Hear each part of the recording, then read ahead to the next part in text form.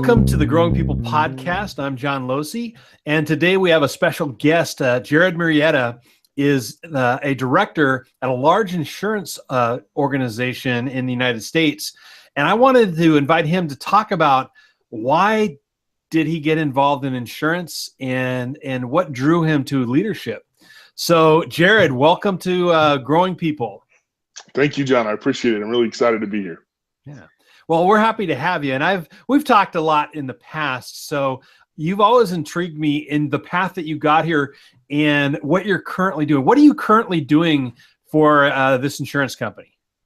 So right now I head our claims catastrophe response and the logistics coordination of that. So anytime there's a large volume spike, whether that's weather generated or really any cause, it's my team that responds to those to take care of our customers in a timely fashion. That sounds pretty exciting. It can get kind of tense sometimes. It has its moments. Let's say this is my first year doing this role, and I think we as a company have had some interesting pieces this year. But it was Hurricane Matthew that impacted kind of the whole East Coast. I think sitting there before that, the closest I could equate it to was the adrenaline I used to feel playing sports in college. Okay, it's game time. Exactly. So tell me, is that where you started in insurance? Is that why, did you get in because of the adrenaline rush of insurance, or how did you start off in the insurance industry? It's a good question, and I started as a claims rep in Portland, Oregon. I think that's probably the easiest way to start that. Really, I got in because I was looking for something more stable. I was a newly married man. I was coaching college football at my alma mater. And I was working really 100+ hours a week between season, recruiting, coaching, trying to put food on the table. And I was barely seeing my wife. And I was just looking for something that would give me an opportunity to be a more stable provider. I went in with no intention of it turning into a career. And so, you grow a technical skill and you start off at the ground level. But what I found was there was a ripe opportunity for people with a passion for leadership, for investing in people around them, caring about more than just what they produce in an organization on a day-to-day basis. And it's really created quite a few opportunities for me in my 10 years here. So it started off as just, functional. Let me just pay the bills, but you found a passion in this. Can you tell me a little bit about your passion for leadership? Why is that so important to you? So I think in all of us, we have some level of purpose, right? We want to do something that is meaningful. And if I'm honest about what insurance is, and it's really just the application of a contract, nothing more, nothing less. It's there to help people. And so that feels good in nature, but it's really just the management of a piece of paper. For me, and the passion and the purpose that I found in this was the people around me. So I grew up in team sports, and I was an offensive lineman in football in college, right? And it's kind of a position where there's not a lot of grandiose grandeur. You don't make the front line of the paper, right? But what you do is you learn the value of somebody who can rally the people around them to accomplish something greater than any one person can on their own. And we have that opportunity in taking care of people in insurance after a loss. Especially with what we do now. A tornado comes and takes your home away. Wow, what a left turn on the path of life.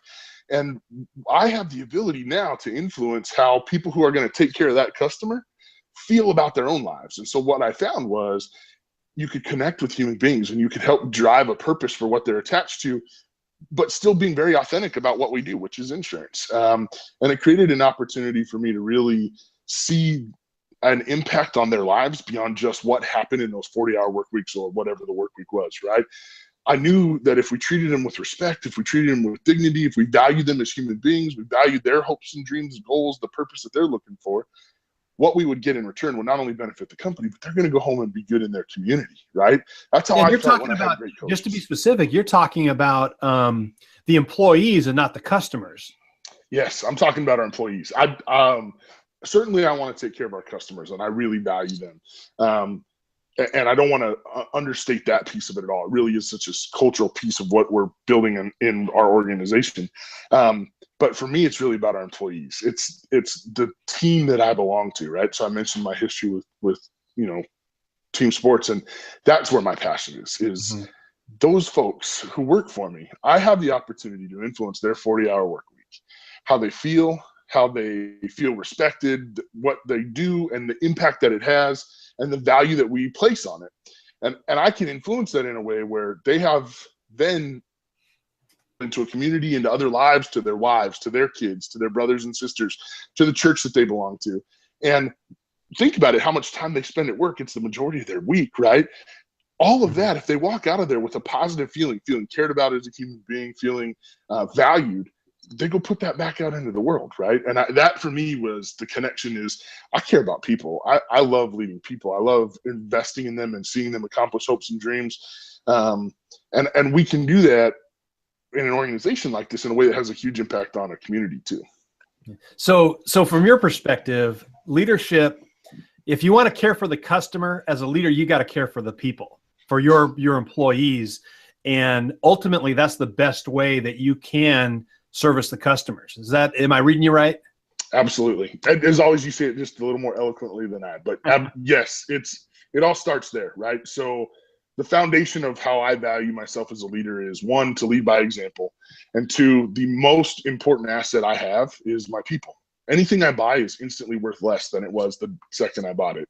The only thing I can put money into that's going to return that investment is my people. And so that's really how it all starts with me. Yeah. So when you invest in people, everything else depreciates, but when you invest in people, now that's truly an investment because you're best capital, but you get dividend. And all of a sudden their capabilities expand.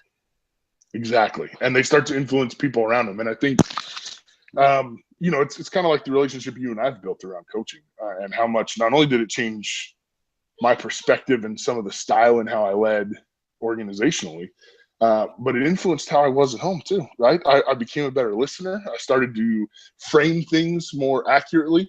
And so that's what I hope to pass on, right? It's not just what we do at work and in taking care of our customer, which is where we get when we take care of our people, but it's the impact beyond that. And then what happens is it becomes contagious. And we're seeing that in my organization right now, where for the first time in 8 years, we're hiring from the outside of the organization, right? Because we are kind of, elite is not the right word, but we are a specialized unit that deploys all over the US, right? So you have to be able to pick up and go. We don't always bring people in off the streets because it takes a very special breed of person and they have to be committed to it.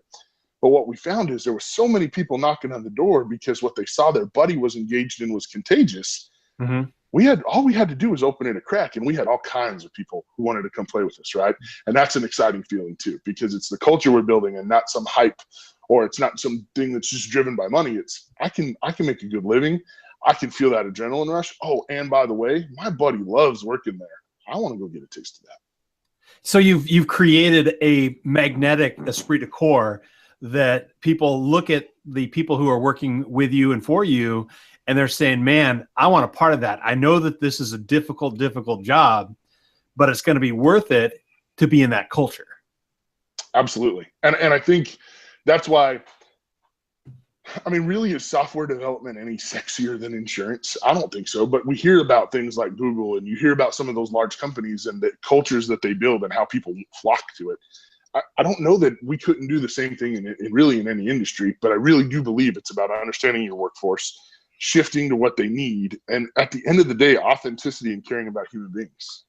Yeah. Really, for me, it's that simple. So you've got this people part down, and is the people, as a leader and manager, is that all you have to worry about is the people? Or are there other aspects that a leader needs in order to be successful? And does it all have to be encompassed in the same person? I'll answer the first question simply.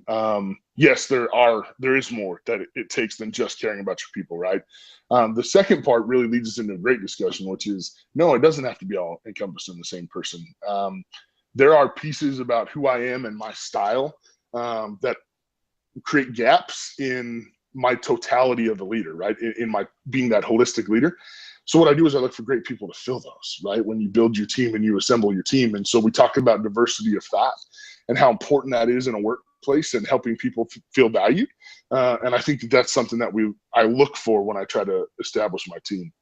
So I would say there's kind of three things I'll say real quick when I think about leadership that are really important. We've spoken at length about how much you need to care about your people. But the second is, there needs to be security in their ability to succeed. right? So whatever they're doing, if they don't know how to succeed, or they don't know that there can be some security in that, you're never going to get a full buy-in from your people, right? And so that is the organizational technical structure of what it is that you do, what it looks like to accomplish that, and making that a crystal clear communication and understanding. Because without that, I'm just never going to get all of what they're capable of producing, and my customers suffer because of that, right? So then the last piece for me then really is you do, and this is when I say for me, lead by example, but you do as a leader have to have some technical skill in the field that you're in, because there needs to be some credibility, right? I think that leaders can lead people across many different genres against different disciplines, but those that are most effective will take a little bit of time to learn what it is that their people are doing. Because when you can understand that, when they know that you're making decisions with them in mind, you get their best efforts. And from their best efforts, you get better results. And then your customers are in a better spot. So last question on this is, what advice would you give young leaders as they're looking for a career in leading people? What one or two things would you tell them to work on to set themselves up for success? So the first thing I would say is become a good listener. It has so many facets that's going to touch, from coaching, which you and I've spent a lot of time talking about and developing as a skill, to your ability to connect with your people, even outside of a development conversation. So I really do think listening is an important one. I think the other one is you have to learn to be comfortable in your own skin as a leader, right? There's going to be so many pressures from everywhere to do it this way or to do it that way, or here's a philosophical idea, or here's a strategy that somebody else has used that's successful for them. When you can listen to all of those, you show respect, you can honor, and you can take that feedback and kind of size it up. Does this work for me? But having some, being comfortable in your own skin, you then have the confidence to make some decisions that allow you to be authentic to who you are. And I think that's an important piece, is when you're comfortable in your own skin, you can be authentic. And when you're not authentic, your people and your customers know it right away. So I love that concept of being comfortable in your own skin. Does that mean not only just knowing about what you're good at, but knowing what you're not good at so that you can recruit help? Absolutely. Absolutely. I think one without the other is only half a coin. So for me, I know I connect well with people. My personality is one that's kind of outgoing. We drive to get results and get things done. Where I can struggle sometimes is the details and the follow-up, and really making sure that we've built a solid foundation in, the data, right? That's an area for me that sometimes we struggle in our particular workforce right now. But I can find people who also care about our folks, but that's their passion. They're good at that. When we can do that together and do it with respect, we find a lot of success. And it's something I've been able to repeat. I've led offices all over the West Coast, including out in Hawaii, which was pretty darn amazing. And now I'm leading a national organization. And we've been able to repeat this just about everywhere I've gone, because it's about valuing the folks around you. And to your point earlier, it's about filling those gaps with what people are great at, empowering them because you believe in them, because you're connected with them, to go do what they're best at, right? And I think that's where we find that magic sauce wherever we go. So I want to do a little tease, because I want to have a deeper conversation around coaching with you. We've mentioned it several times that you and I have connected over this, but can you tell me a little bit about your experience with coaching and what it's meant to you and your career? Yeah. So my experience with coaching might be the biggest core fundamental change to how I thought about leadership in my 10 years in this industry. So it's a big statement to start with, but I walked in and was first introduced to coaching, and it was this magical piece about actually feeling heard, right? And then watching people create their own momentum to get to where they want to be, which is simultaneously where you want them to be, and you not having to do all of it yourself, right? And because that's exhausting, and it's not sustainable, right? You might be able to replicate it in a small instance, in a small scenario, maybe even a little bit longer if it's a smaller group, but it's just not sustainable. So for me, it opened my eyes to something I already believed in, connecting with human beings, being a good thought partner. But then we watch people create their own momentum, right? So for me, that was kind of the power of coaching. The way it's influenced my career, I think, was I was a really young manager running a group of about 50 people when I first got introduced to it. And I was right at that tipping point where we had achieved a lot of really good success, but a lot of it was a byproduct of needed, right? So some of it was just a product of, we brought in a good change. Obviously I cared about my people. And so we'd seen the success from there, but we were looking for that next level of how do you build a culture that's going to sustain itself? And how do you build leaders who then, when you're taken out of the equation, can sustain the success there?